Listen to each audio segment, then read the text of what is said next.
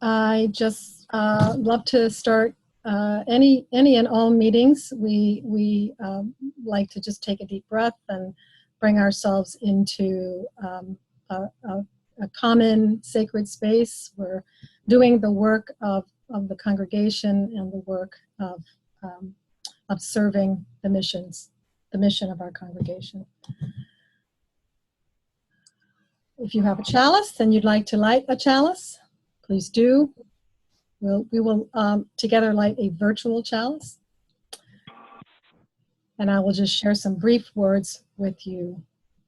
We light the flame of knowledge. May understanding be with us. We light the flame of love. May caring be among us. We light the flame of holiness. May the unifying spirit be within us. So with that, I'd like to take a moment to do introductions. We have, looks like we have about 16 or so people on the call right now. If you would like to introduce yourself, get on video and talk and say who you are and where you're from and what the work is that you're doing there, that would be wonderful. If you just prefer to just write it in the chat box. Again, there is a chat box in that bar, so you can do that as well. We have quite a few people, so it will take us a few minutes to get through. So please keep your introduction relatively brief. I am Patricia Infanti. You may know me as Pat. Either one of those is fine. I am part of the Central East Region staff. I work for the UUA and the region, and I'm a primary contact in Philadelphia, Manhattan, Central New Jersey, and I also am the program manager for Stewardship in the congregation. So that doesn't make me a complete expert in stewardship. I've participated in the Lilly School of Philanthropy Executive Certificate in congregational fundraising, but I am a learner just like all of you. So my introduction was a little longer than I hope that yours is. So let's see, is there anybody who would, I'm going to actually turn off the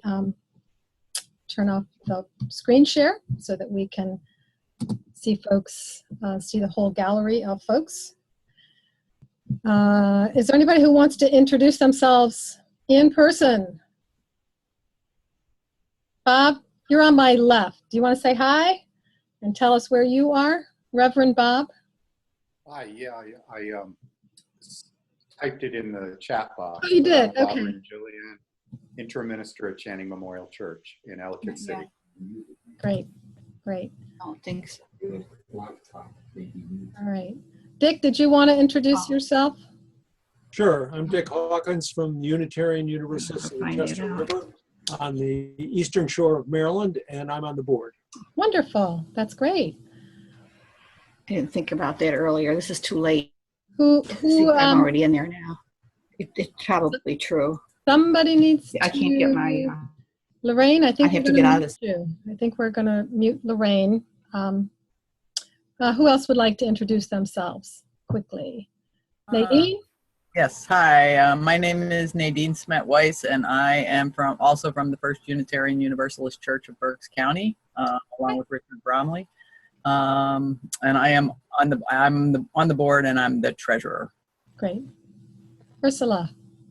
Yes, I'm Ursula Jones, and I'm from the Unitarian Universalist Fellowship of Plattsburgh, New York, and I'm president of the board.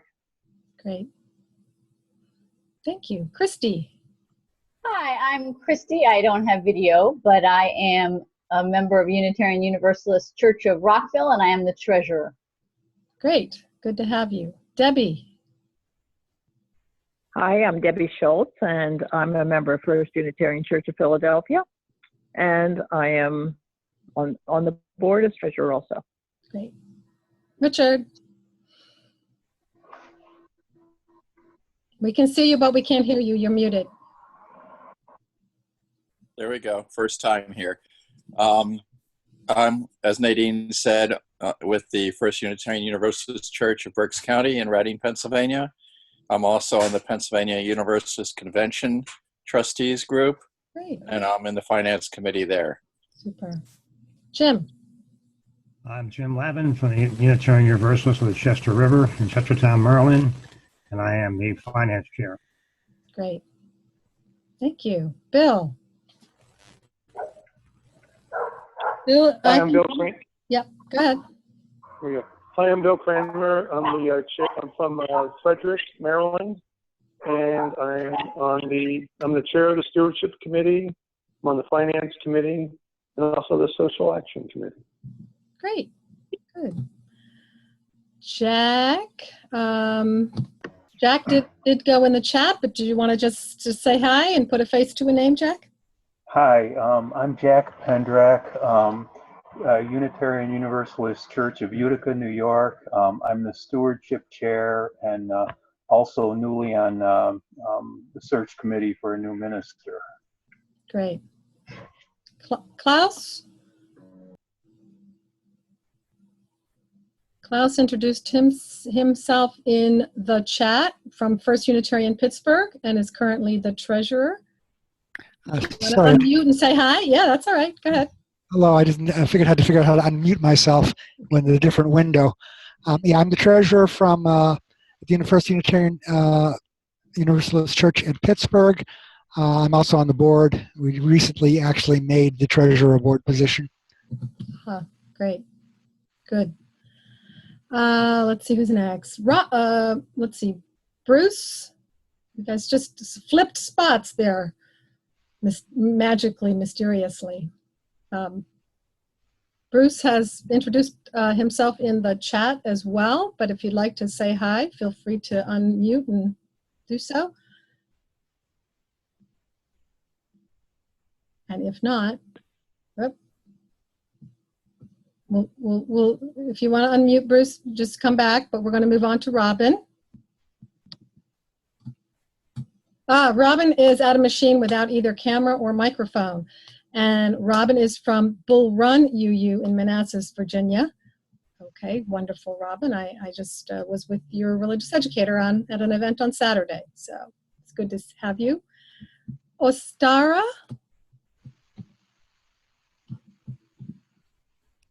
Would you like to say hi? Hi, I'm Ostara from Channing Memorial Church, Reverend Bob's church, and we're in Ellicott City, Maryland. I'm the treasurer, and I'm new to that, very new. Very new, great. Thanks. Peggy. Hi, everyone. I'm the Peggy Bell, and I'm the stewardship chair at the Unitarian Universalist Church in Meadville, Pennsylvania. Great, good. I've been there. What a lovely, lovely place that is. And it is the wonderful sanctuary. Yay. And then there's somebody on 717-471-9632. That's a familiar number. Who is that? Hi, it's Evelyn Pendleton, and I'm on the board at the UU Church in Lancaster. Very good. Great. Good to have you. Good to have you. Welcome, everybody. And if there's anybody, I hope I didn't miss anybody. If I did, please let me know, or please go ahead and just say hello in the chat box. So I'm going to share the screen once again, and we will move on to a short kind of content piece, and I'll just let you know a little bit about what we're going to be doing over the next few months. So we've initiated this monthly Zoom gathering, and it is for folks involved both in the financial work of the congregation, being the finance committee, the folks who are not only involved with recruiting and getting folks to help with stewardship, but also people who perhaps are working in some of the real practical areas, such as taxes and that kind of thing. And we will be having some topics. The topics will be mixed up throughout the year in terms of what's a little bit more about strategic stewardship planning versus some of the real nuts and bolts things that congregations need to do throughout the calendar. Each month there will be like a 15-minute presentation on a different topic, and our topic this time is just sort of highlighting some of the activities that you should be engaging in the next several months in order to be prepared for your annual pledge drive. But we hope that a significant amount of time will be spent hearing from one another. I'm a facilitator here, and I have some experience and some training, but you all are very much experts in the work, and so we hope that we can build in plenty of time for you to learn from one another.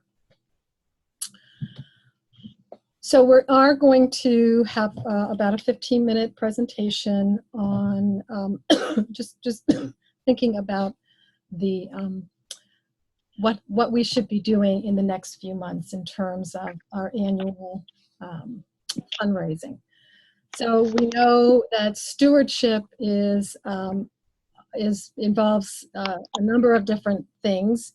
One piece is kind of the annual pledge drive. So that's our really focused, what we sometimes call the bread and butter of fundraising in a congregation. And we put a lot of activity and there's a lot of energy and activity that goes into the annual pledge drive that really supports the mission. It supports the work that we do over the course of the year. Year-round stewardship. So year-round stewardship is more of the kind of the strategic work that we do. How do we talk about stewardship in worship? What kind of stewardship education are we doing? How do we share stories? How are we sharing testimony of folks about their generosity? How might we be educating all ages? How do we talk about stewardship with children?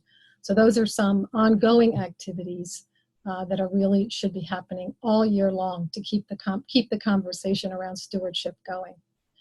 And then there are just those ongoing activities, things like thinking about, what is our pledge retention rate? What are how is the pledge collection going? How is our monthly expense income going? How is it working for us in real time throughout the year? But tonight we're going to focus again on the calendar. The annual part of the fundraising that we do is the pledge campaign, Canvas. We all have different names for it, but it's a process that is not doesn't only belong to us. Congregations all up and down, the mainline denominational streets of America are using this kind of a process to fund their mission, to fund the work of the congregation. It's a limited time frame. As we know, it usually is connected to the budget cycle. So we kind of figure out when that budget is going to be approved, typically in May or June. If you have a different fiscal year, of course, it'll happen at a different time. Then we sort of back into when we need to have a budget prepared, and we then sort of backtrack to when we need to be preparing to get a budget so that we can go to the congregation and get their not only get their pledges, but also then take it to a vote and get the year rolling. The annual fundraising or pledge campaign is focused on individual pledges. That's the work of the annual pledge drive.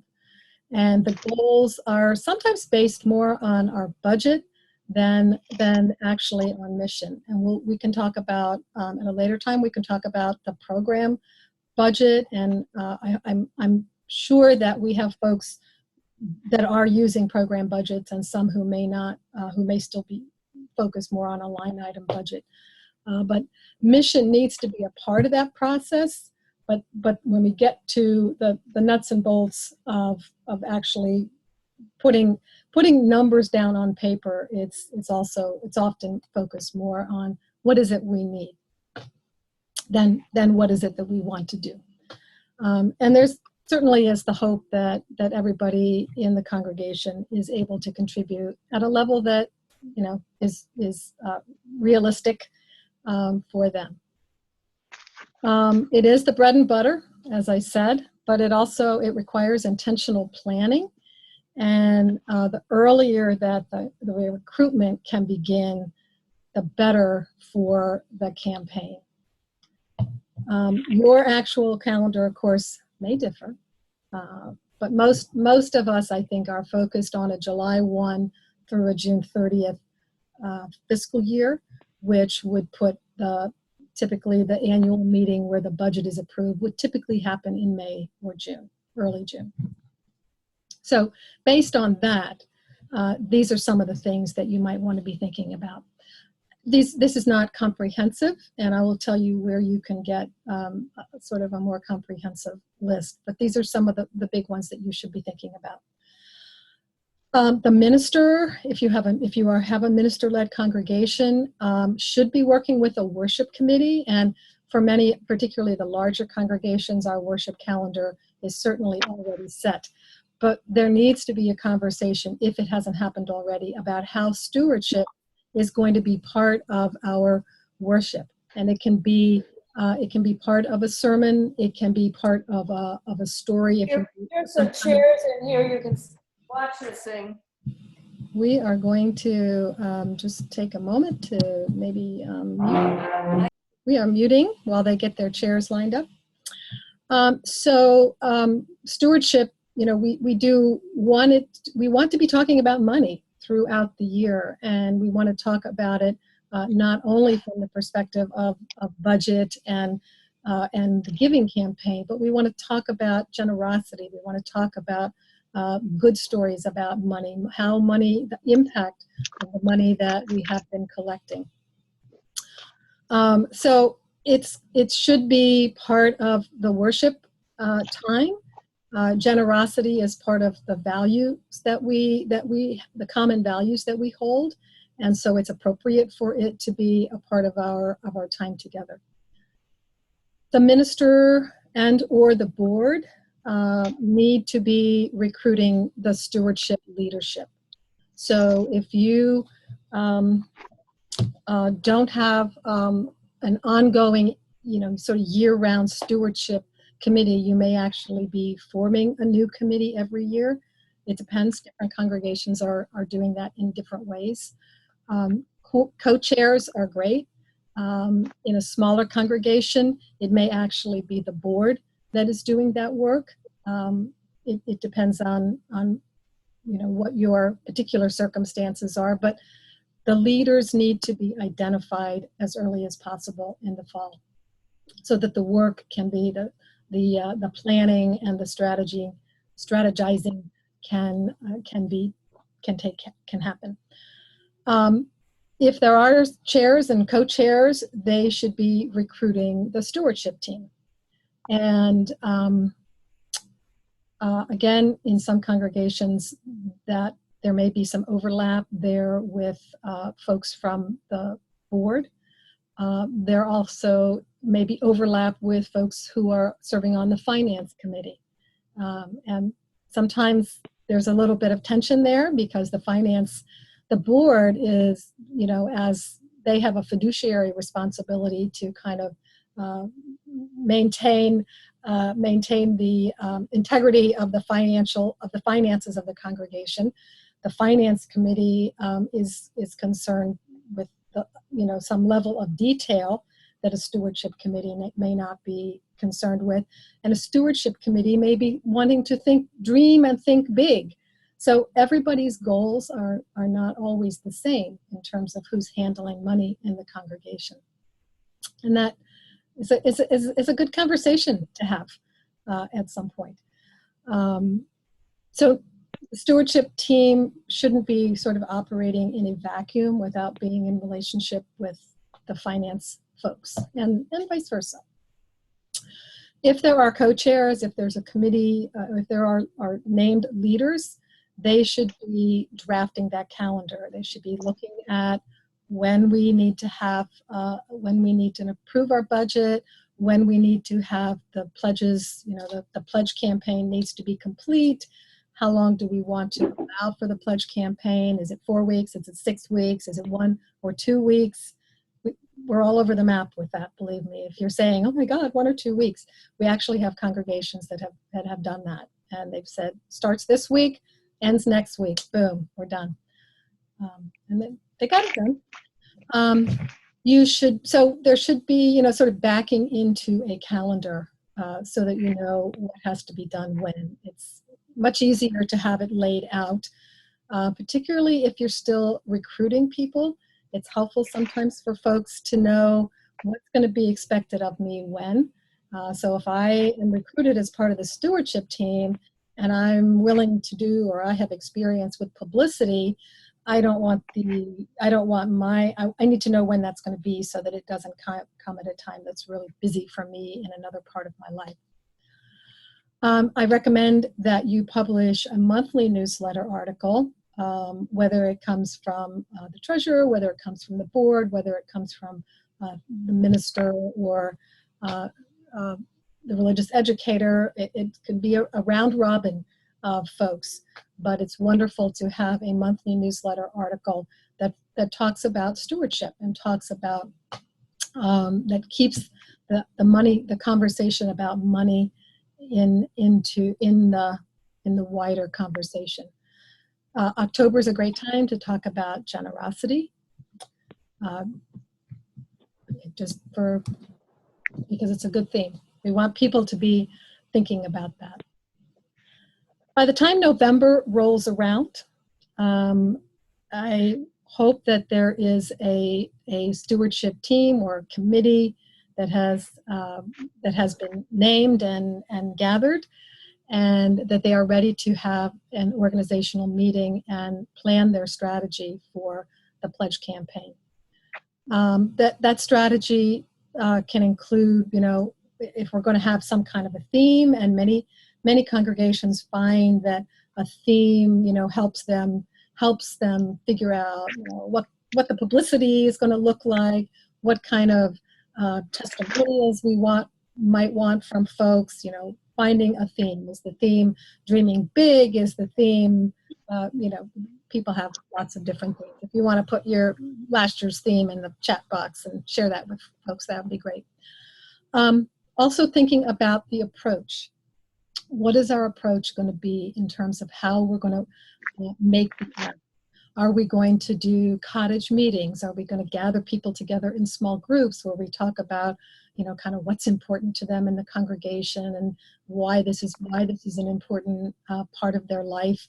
Are we going to do one-on-one meetings? Do we have the people resources to do one-on-one meetings?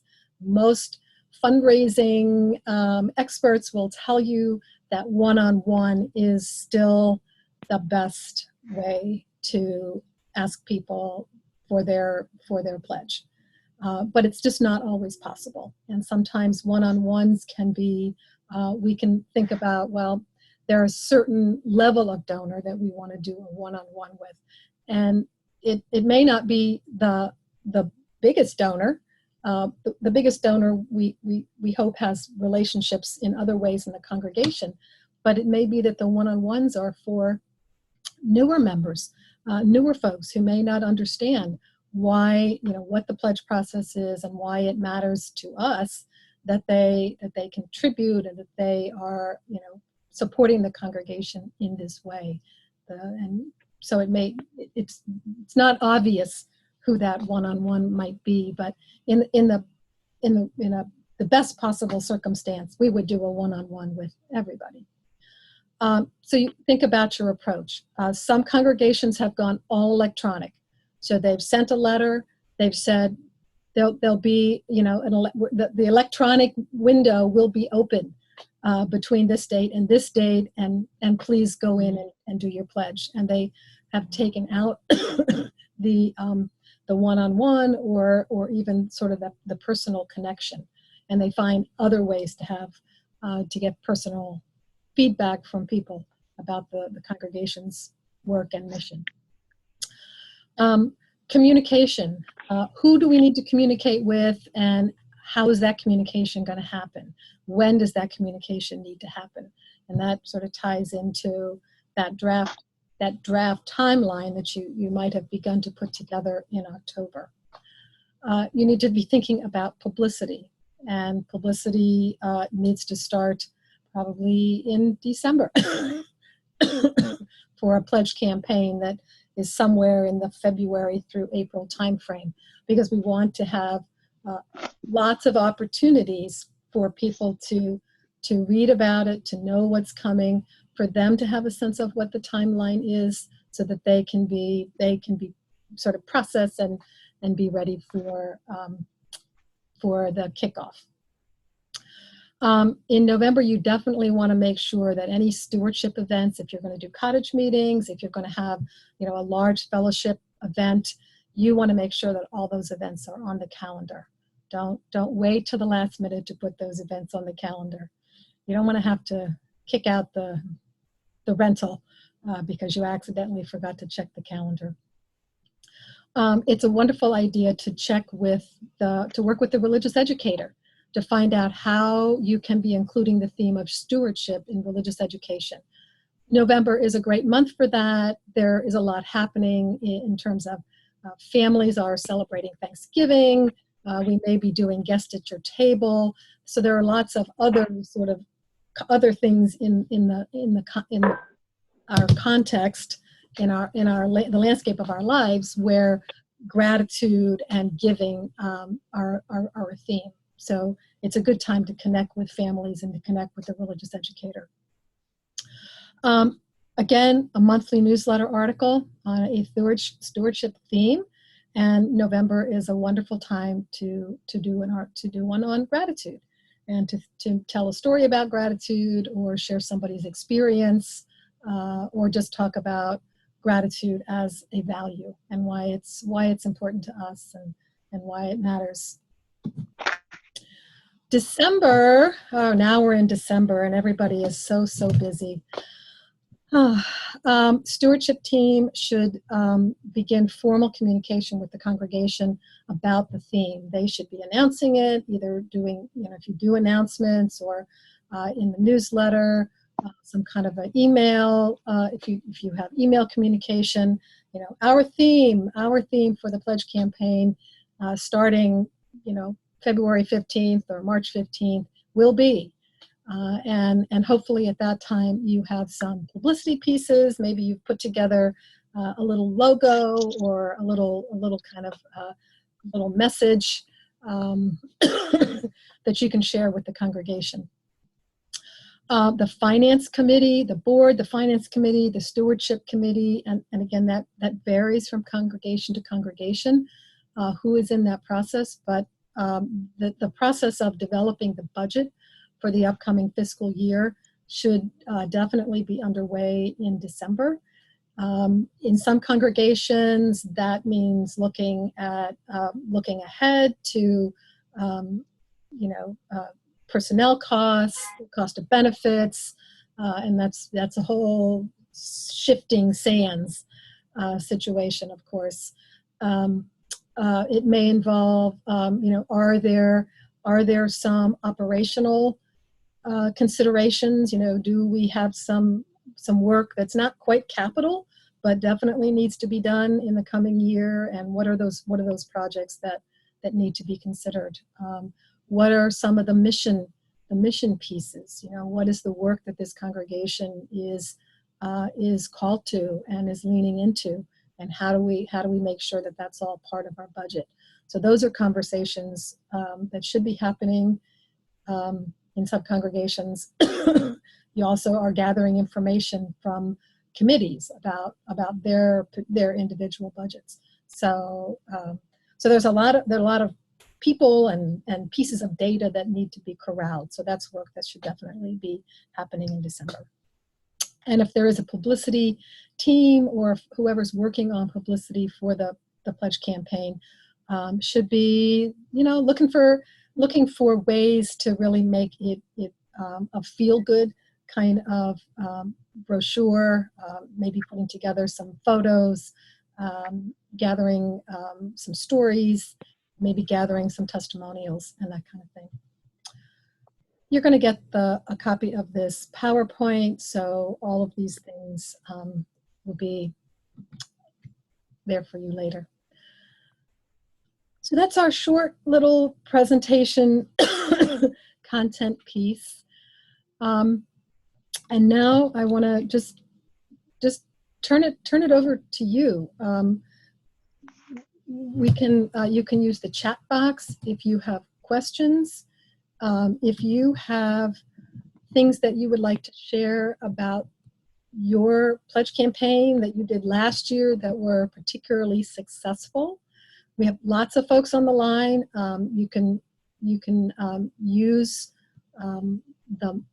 the raise hand. You should be able to find a raise hand button,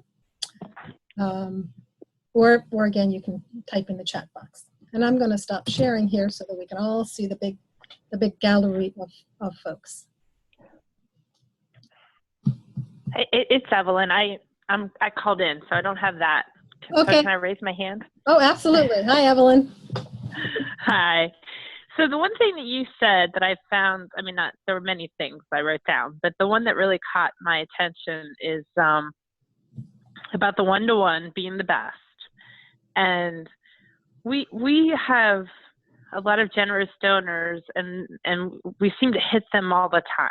Mm-hmm. And I liked that idea that you were saying about maybe you just do one-on-ones with the new members. Mm-hmm. What about we've done one-on-ones with larger donors. I was thinking, have other people done one-on-ones with people that, trying to say it in the right way, that have potential, we know they could give a little bit more, but they're a lower donor, and maybe it's a way to get them more committed financially to the church. I don't know if I'm saying that right. No, that's a great question. So is there somebody, if somebody has a thought on that, feel free to speak up. My initial thought is just that all of fundraising is really about building a relationship. And, I think,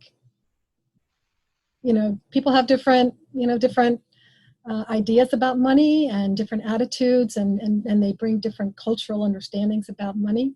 So for some people, having a one-on-one and talking about money is a much easier conversation than it is for some other folks. So I think that if you're talking with newcomers, you want to, I think you need to build that relationship at the sort of the lowest level, and not necessarily set a very high expectation for their giving initially. But I think it's more of an educational conversation. This is how we fund the work of the church. These are some of the guidelines that we have from our denomination. We have, guidelines about what you might want to give, and use it as an opportunity to educate them. It really depends on where they're coming from as well. Are they folks who have been churched, unchurched? Folks who have been unchurched don't really get it. They don't necessarily understand that this is a typical congregational process. So Peggy has a raised hand. Go ahead, Peggy.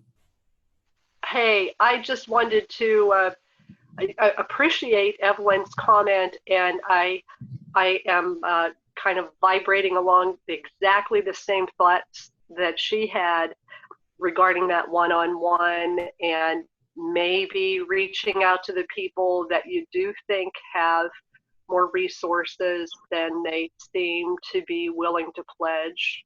Mm-hmm. And I just wanted to tell her that I thought the exact same thing when you said that in the presentation, and I think I'm going to try it here in Meadville. Great.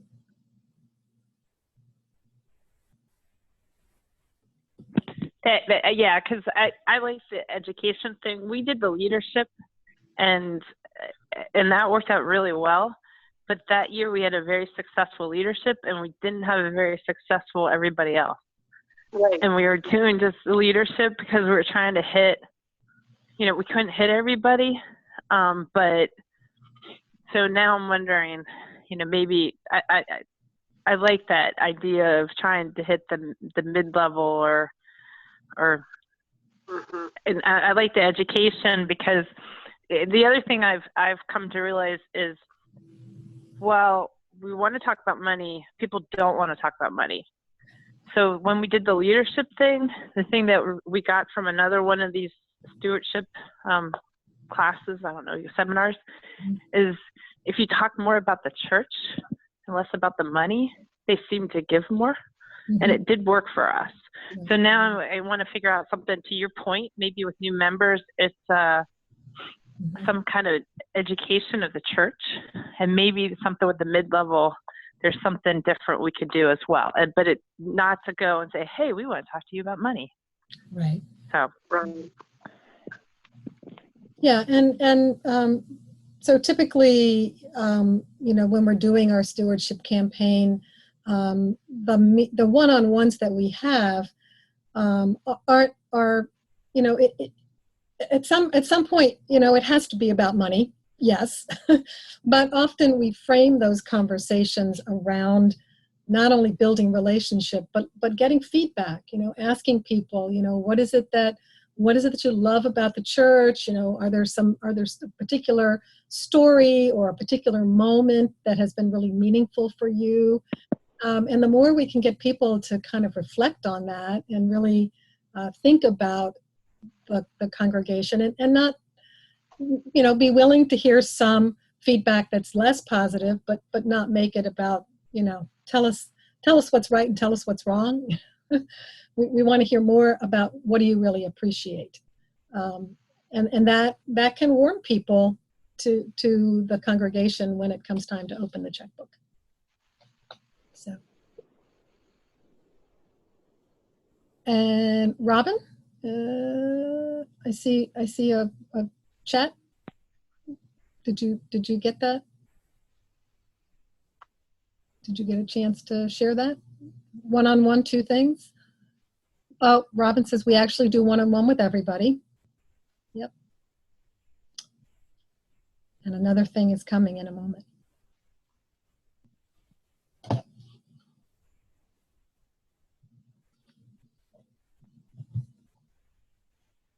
While Robin's typing, anybody else have anything else in terms of, we've focused in on the one-on-ones, which is great. Anything else on? Hi. Hi. I'm trying to tune in. I don't know if you can see me. We can. Hi, Ursula. Yes. Oh, hi. So I have a different experience that I thought I would share with you. And we were changing our fiscal year from July 1st to June 30th to the calendar year. Okay. So we had a 6-month window where we needed to budget for. And so what we did was our treasurer sent an email and or letter to everyone asking them if they would just continue their pledge as is for the next 6 months while we were doing this transition. And it was extremely successful.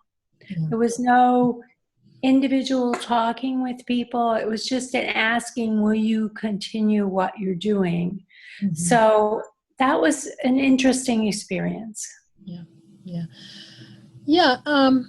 And I've worked with other congregations where they've said they've given their stewardship campaign. I forget, one was like 5 and 5 or something. They wanted to get people to raise their pledge by 5%, and then they wanted them to do 5 of something else. I can't remember, but to do something that's sort of across the board. If a person who is a low giver raises their pledge by 5%, and a person who's a high giver raises by 5%, it's a win-win across the board. But it's not a personal ask. It's kind of it's more of a technique than it is building real relationship. The other a different year too, Yeah. where we asked everyone. It was a little bit more modest. I think it was either 1 or 2%. And again, it was very well received. Yeah. And another thing, some congregations that I've worked with also do the one-on-ones apart from the stewardship campaign. So, I mean, this is a process where you have to be very organized, and you have to be committed to doing it over the course of 12 months. But the one-on-ones are held not sort of in parallel with the annual pledge campaign, but just as a feedback tool, and as a way, again, of building relationship and helping people to remember what it is that the congregation, what they value about the congregation. So it could be that the one-on-ones happen all year long. Yeah. Yes, we're trying to decide what to do in our very shortened stewardship campaign now between actually October and mid-November.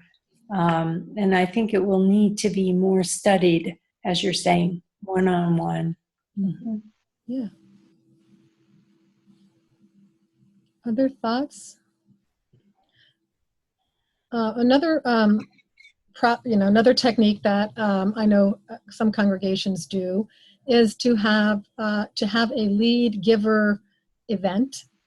So take your high donors, and if you have a minister, if you're minister led, maybe the minister hosts a cocktail party or something, or some kind of a reception for the larger givers, and then again, the one-on-ones are focused on other groups of people. And so you don't feel like you've necessarily missed that one-on-one.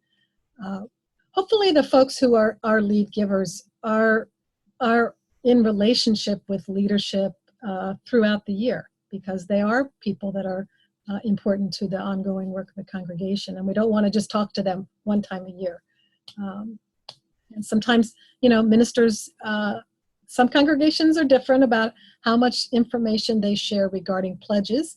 But in many congregations where the minister knows who the larger givers are, they may invite them out for a cup of coffee, once every couple of months or once every 6 months, depending on the size of your congregation, to keep that relationship strong and to give them opportunity for feedback.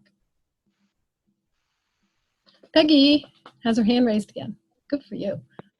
Hi again. Can you see me? Yeah. Can you hear me? Yes. Okay. We did a sustainers event, just a cocktail party last year prior to the main pledge event, and it was so well received. And we are a very small congregation, but I think that part of the excitement of it, in a really funny human way, was that I asked a couple who had just moved into a new set of condos if they would host it at their house, at their new condo. And I think everybody wanted to see the condo. So ironically, there was all this kind of buzz and excitement. And then we had, wonderful little hors d'oeuvres and appetizers, and got so much positive response on the pledge cards from that single event. But we didn't call it a leadership, we called it a sustainers evening. And we invited people as sustainers of the church. That's wonderful. Yeah. And I've worked with other congregations where they have, they've, sometimes, we're family, we don't want to out people who give a lot of money. However, if you give to the local hospital, or if you give even to the UUSC, they group people by the level of their contribution.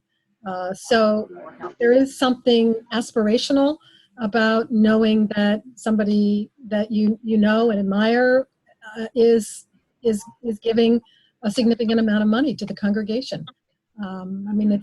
I know I've heard people say, like, I want to be that person when I grow up. maybe when they grow up financially, I mean. So. Yeah. Yeah. Time for a couple. Oh, we got some. Ooh, let's see. Lorraine says, I find the UUA recommended chart too much for our congregation. Yeah, presenting a chart of what people actually give in a bar chart is helpful. What do people think of asking for an increase of 10%?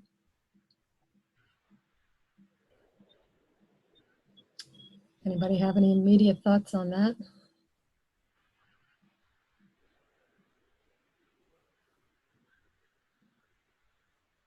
Well, I think you have to build up to that. It's like you have to lay the groundwork about giving before you would ask for that large of an increase, I think. Yeah. Yeah. I think if you ask for 2 or 5%, that would be maybe more palatable or easier sell. Mm-hmm. 10% sounds like the Mormons. Yeah. In nonprofit language, we talk about preparing a case statement. So, why are we asking for this money? What are our hopes for the coming year? What are the needs for the coming year? And we kind of, we kind of put that all together into a compelling case for people to give. So my answer to 10% would be, it really depends. If this congregation, for example, if your congregation that has never had a minister or is hiring their first time DRE, and there's some really significant event or milestone or shift that you are trying, if it's like a really bold request for something that's really going to benefit the church and meet the mission, I think it could be done, but it would need to have a compelling case statement to convince people. So, and Peggy says it wouldn't work in her economy, and so we all have to think about our own context.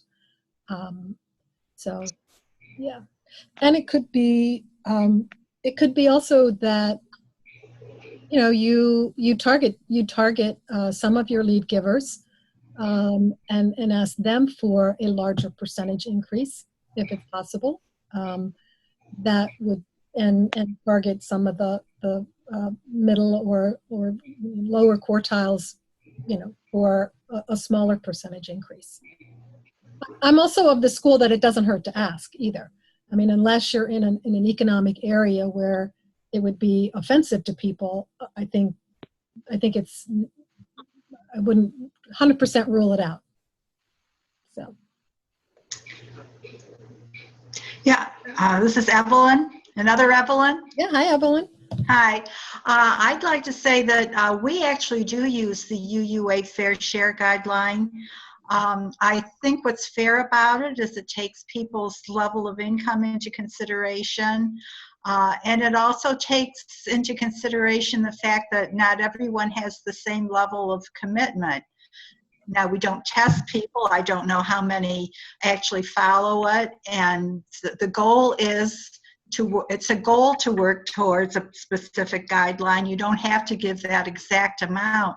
And I think it works pretty well for us. It kind of relieves us of the necessity to say we'd like everybody to raise their pledge by $5 a week or 5% or 10%, because people are giving at different levels, and to say given across the board percentage increase is not always fair either. Mm-hmm. Yeah, I mean, every congregation has to think about, we have to be creative, but we have to think about we have to do some discernment around what is the capacity here. What is the capacity in this congregation? Clearly, a congregation of 50 or 100, is going to have, a different kind of capacity than a congregation of 3 or 350 or more. But everybody their circumstances are different. A larger congregation has more staff, or maybe a larger building, or there are other things to consider. Debbie says, last year we transitioned to a narrative budget versus a line item budget, and it was well received, and it's a tool for us to use in this year's stewardship drive. That's great. We'll probably talk about program budget in a future session as one of our little learning topics. For folks who don't know what a program budget is, it's where we think of the budget rather in terms of X amount of dollars for electricity and rent and salary and benefits. We think about what percentage of the budget is going towards worship, what percent of the budget is going towards education for all ages, what percent is going to some kind of outreach. So we recast the budget in terms of things that are a little bit more connected to our emotions and to our values. So we'll look at that in the future.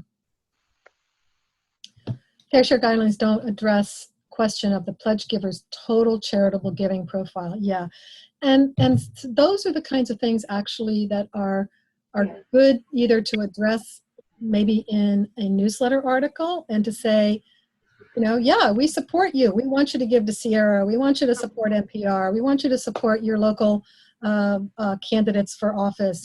Those things all are part of the work that we're doing, and part of the things that we hold, the values that we hold close. We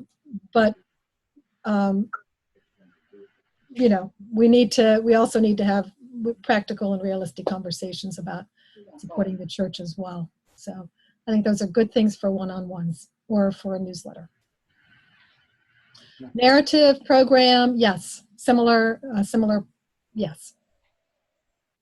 Yeah. So, well, believe it or not, we're running out of time, friends. It is already 5 of 8, and we are scheduled for 1 hour. I have just a couple more quick things that I would like to share with you before we pop off. If you're thinking about, okay, what am I going to do with this? Again, I am going to make this available. I'll tell you how you can get the PowerPoint right away if you want it. Think about what is one thing you heard that maybe you say, yeah, that's something we really need to do, and I'm going to talk to the board, I'm going to talk to the stewardship team. What maybe is something that you're intrigued by, gosh, we've never done a program budget, so what's something that you need to learn a little bit more about? And there might be, the learning goal might be for you personally as the treasurer or as the stewardship chair. It might be for the congregation. It might be for the board, the leader. And think about what is it that you need to implement, and who do you need to help you implement something different. So if you haven't done one-on-ones, or if you're going to do one-on-ones with a different quartile or a different niche group, who do I need to kind of talk to about that, and whose affirmation, or who do I need to consult with in that? So that's just some quick thoughts on that. I am at pinfanti@uua.org. All UUA staff is first initial, last name, if you forget. So feel free to reach out to me. You also have a primary contact, and you can also reach out to your primary contact if you have some questions. But feel free to reach out to me with specific questions. We also have UUA.org. There's a lot of information there for you under congregational fundraising. So you can go into UUA.org and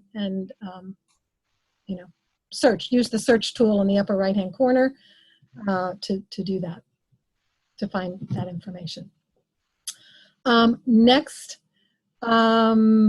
month, we will meet on the second Monday. And we are going to talk briefly about two things. One is how prepared are you for end of the year gifts? Typically, folks look at their, if folks are folks interested in giving at the end of the year. December 31st is the end of the tax year, and so we will just talk about a couple of ways to make sure that you are ready to receive gifts if folks wish to make them. And we're also going to delve a little bit into some nuts and bolts about end of the year tax matters, and we'll talk a little bit about some of the requirements around W-2s and things like that for folks who are involved in that level of financial matter. And it seems to me stewardship is more than just money, and we'll be talking about other aspects of stewardship. Yes, we will. And again, we're talking once a month for an hour, and so there's it's a limited time, but the places that I recommend that you go are the Facebook group. If you want to talk about that, there's a UU Stewardship Lab on Facebook. And there is also the Money Matters on the UUA listserv. If you would like, so this webinar will go up onto the Central East Region page in the resources area. And if you would like to get a copy right away, and we have video recorded this, and you are welcome to share it, feel free to contact me, pinfanti@uua.org. And as soon as we have the video prepped and edited, we will be happy to share that with you directly. So that's what I have for tonight, and it is 7:59. Thank you all so much for being here, and I hope to see you again.